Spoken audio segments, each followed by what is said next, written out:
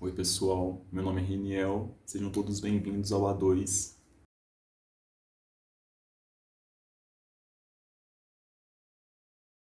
Hoje nós vamos falar sobre o sentimento do absurdo, que está nessa obra aqui, do Albert Camus, e também vamos falar sobre religião, né, o que é religião, esse livro do Rubem Alves. Né, antes que me acusem de blasfêmia, né, tanto absurdistas quanto religiosos, é importante lembrar que o próprio Camus afirmou que era possível, né, compartilhar de uma crença religiosa, né, ser um crente e também experimentar, compartilhar do sentimento absurdista. E isso porque o absurdismo ele não é uma corrente teórica da filosofia ou da ciência. Muito pelo contrário, é um sentimento, né? O absurdo é uma coisa que a gente experimenta através do sentimento. E é importante a gente pensar o seguinte, a gente não vai aqui nesse vídeo percorrer os caminhos, as trilhas apontadas por Camus, né, a respeito desse sentimento absurdo. E a gente vai, na verdade, dar uma definição do que é esse sentimento, né, do homem, da mulher que experimenta, né, nesse mundo moderno, marcado pelas relações mercantis, o que é esse sentimento de absurdo e como então que um religioso, né, vai entender esse sentimento e vai entender sua própria religião, né, a partir dessa compreensão. E eu não sou um religioso, não tenho crenças, então se eu cometer algum erro aqui é por não compartilhar talvez essa perspectiva religiosa. Mas vou tentar aqui dar um panorama desse olhar do Rubem Alves, nessa aposta, como ele mesmo diz, essa aposta religiosa, que não é uma certeza. Então, o que é o sentimento absurdo?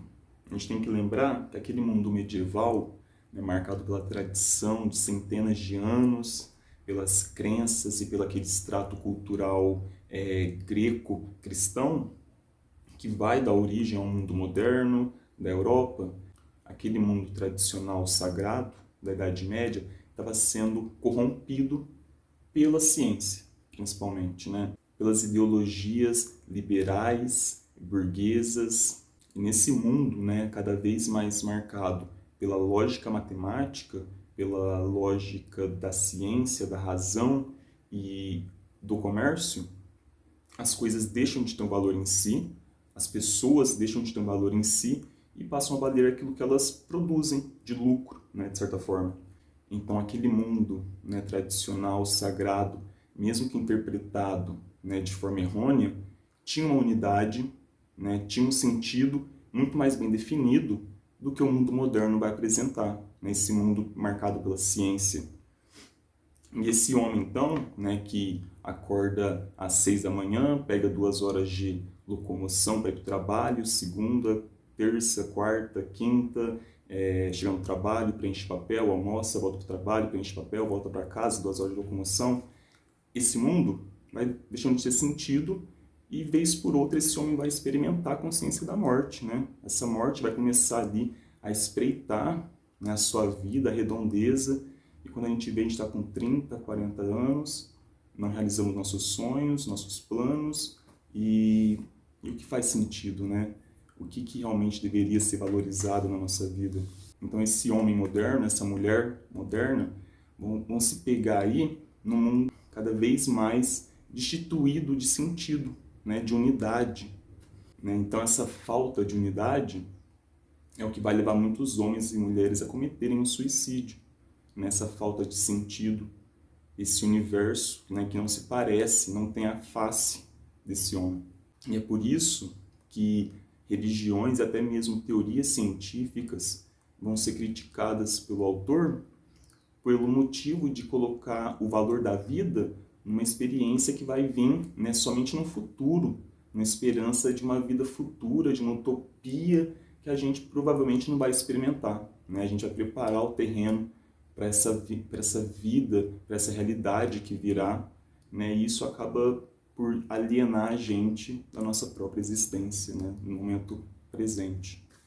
E obviamente que todas essas questões que o Camus coloca parte desse entendimento das perguntas que o homem faz sobre qual que é o sentido da vida, né?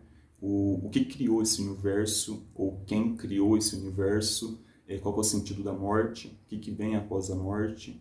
E todas essas são perguntas que tanto as religiões quanto as ciências buscam, né, solucionar. Bom, é nesse momento que a gente vai se deparar com esse livro do Rubem Alves, O que é Religião.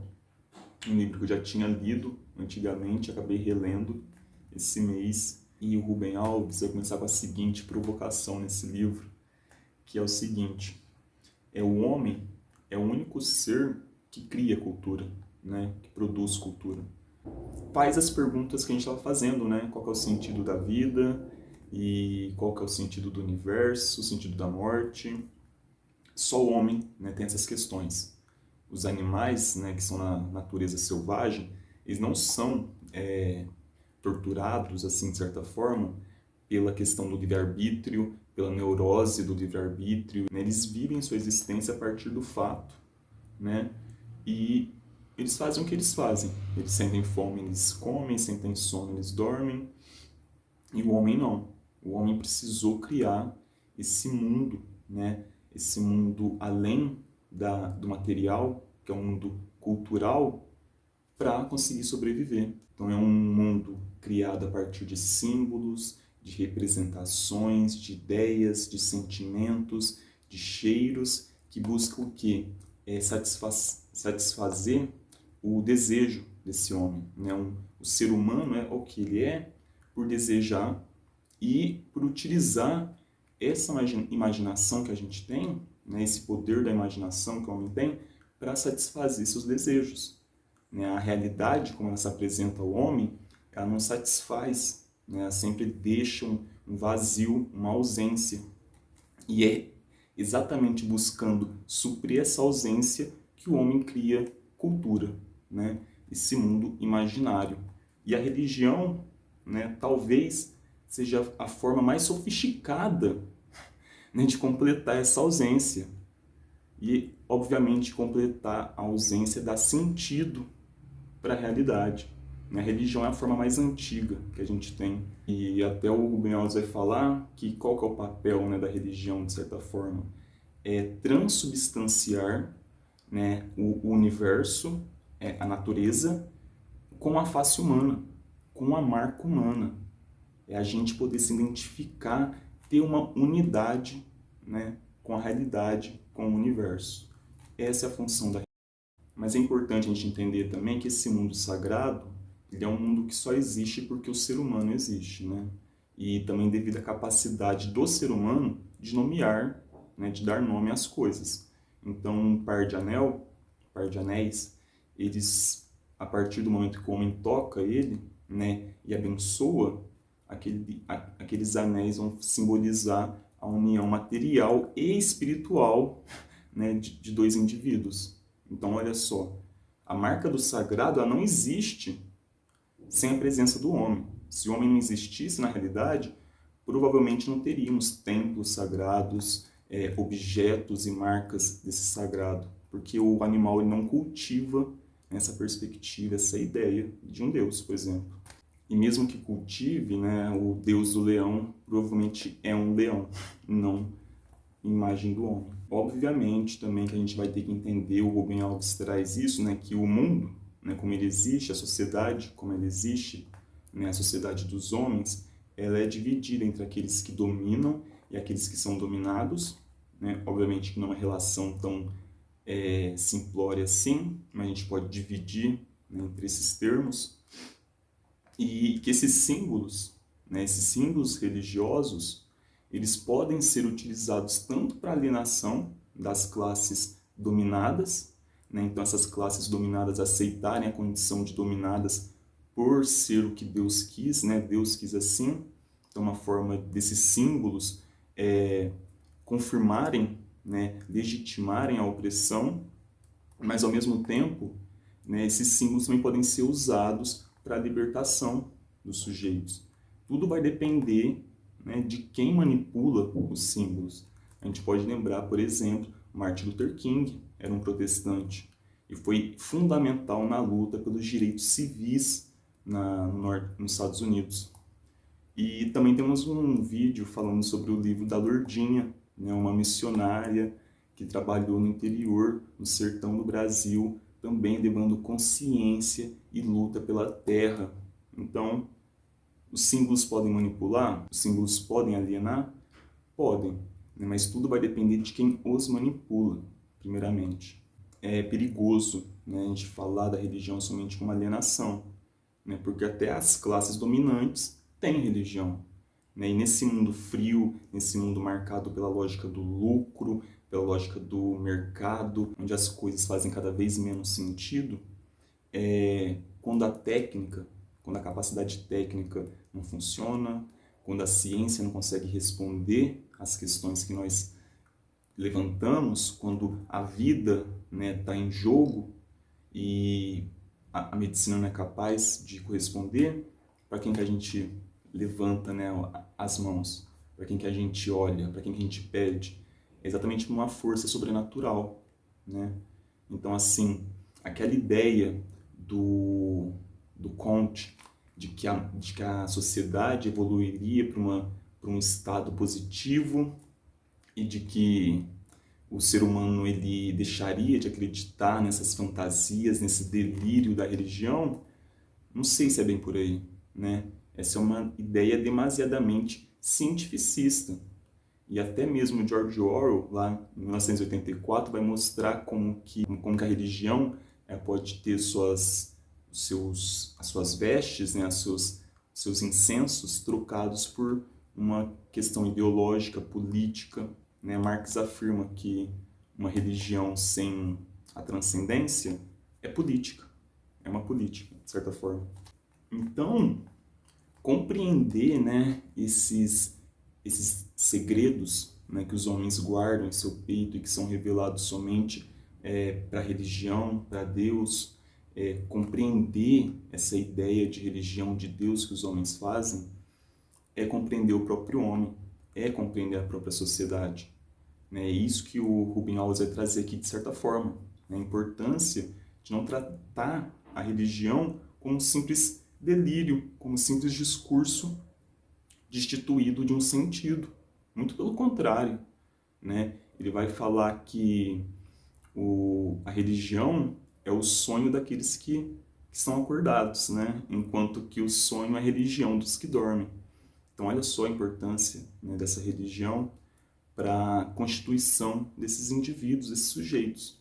E aqui a gente vai chegar, né, em como que a religião, segundo Rubem Alves, deve ser entendida, né, a partir talvez dessa perspectiva absurdista, por mais que ele não diga isso. Tá? Isso é uma interpretação minha, isso é um olhar que eu trouxe porque eu senti assim, que ele dialoga muito com Camus durante a obra.